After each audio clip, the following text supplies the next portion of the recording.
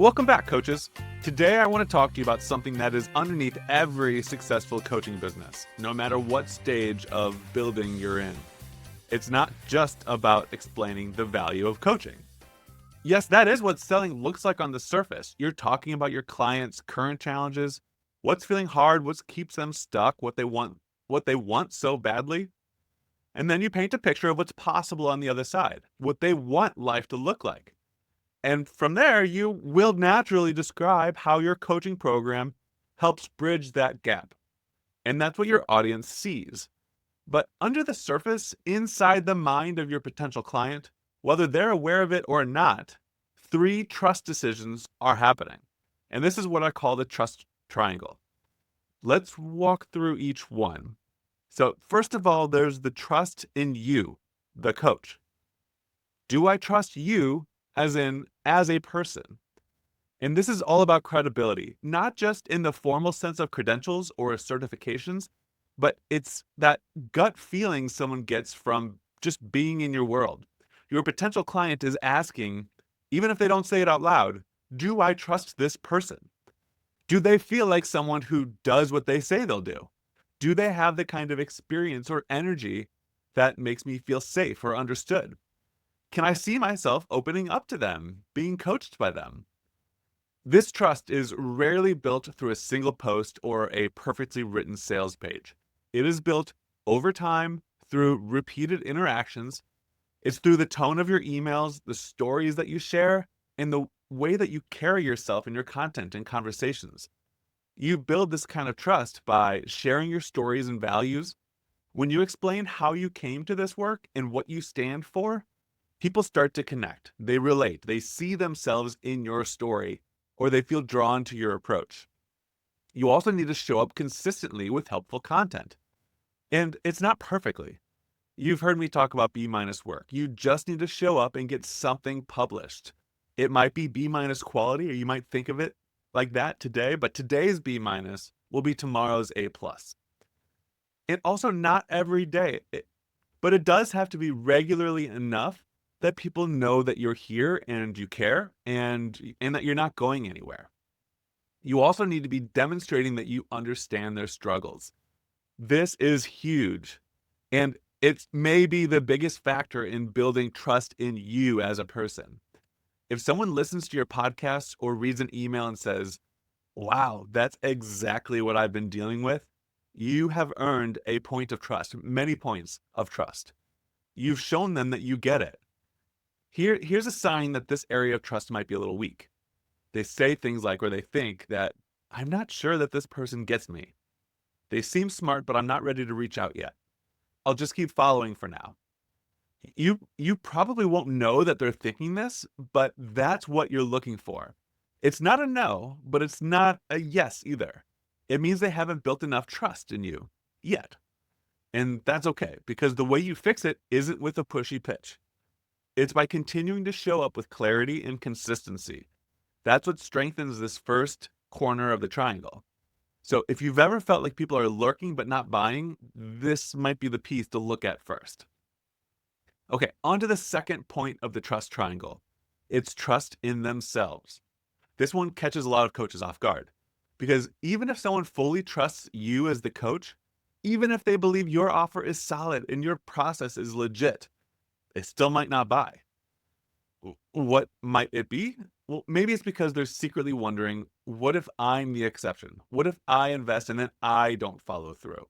What if this works for everyone else, but not me, for whatever reason? And this is so important to understand. It's not a reflection on you or your offer. This is the mindset your client is bringing to the table. They're worried that they don't have what it takes, that they won't stick with it, that they'll let themselves down, and maybe it's letting themselves down again. Your job here isn't to convince them they're wrong, it's to build belief. You build this kind of trust in themselves by, first of all, normalizing the struggle. Let them know it's totally normal to have these doubts. Lots of people have had them. You can show examples of clients who started out unsure, but still got results.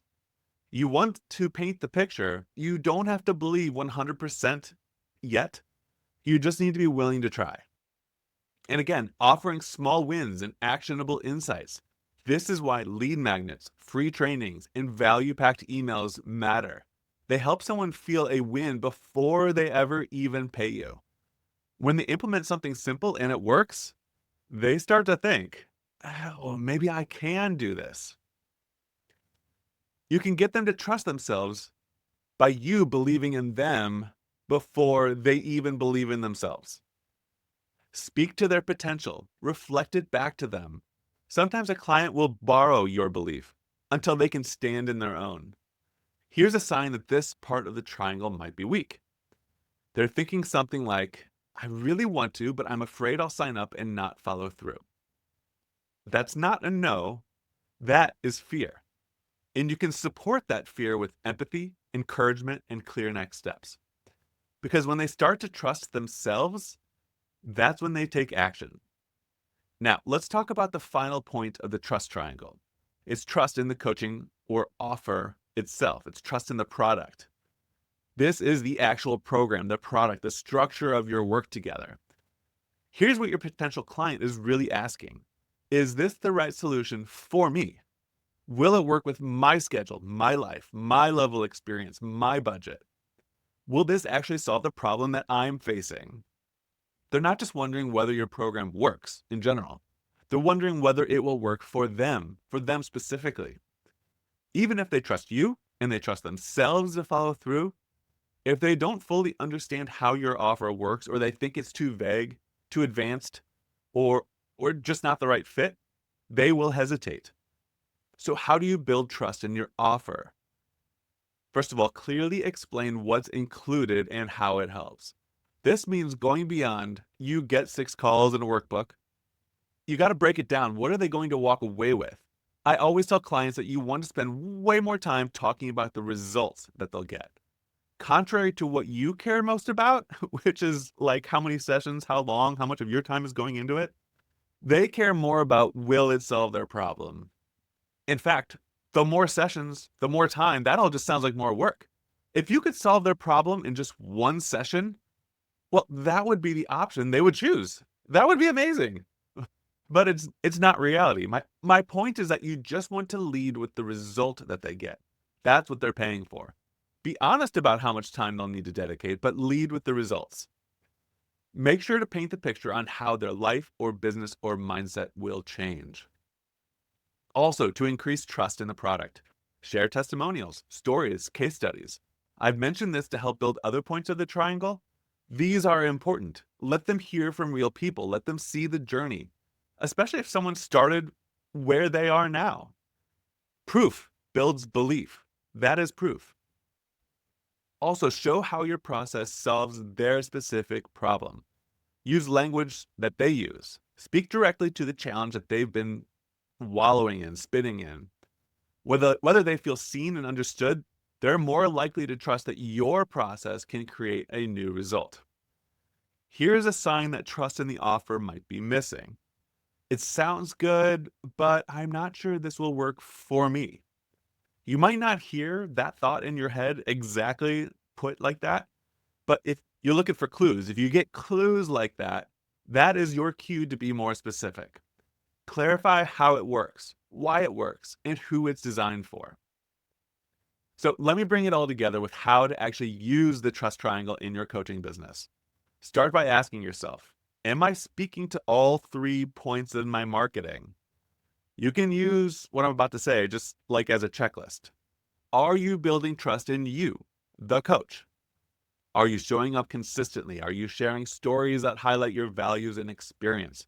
Are you someone your audience feels connected to even before they hire you? To the second point of the triangle, are you building trust in themselves, your clients? And the way you check that is, are you helping them believe it's possible for them to succeed? Are you giving them small wins, offering encouragement, and normalizing the fear that comes with change? And to the third point of the triangle, are you building trust in the offer itself? Are you explaining clearly what's included, how it helps, and why it's a great fit for them? Are you sharing testimonials, examples, or stories that help them see what's possible? When you intentionally build trust at all 3 points, so that you have They end up having trust in you, trust in themselves, and trust in the coaching you offer. That's when people feel safe to say yes. They feel safe to invest, safe to show up, safe to believe in a different future. And that's what makes selling feel natural. Because at that point, you're not pushing. You're simply creating safety for someone to make the best decision for their growth. That's the power of the trust triangle.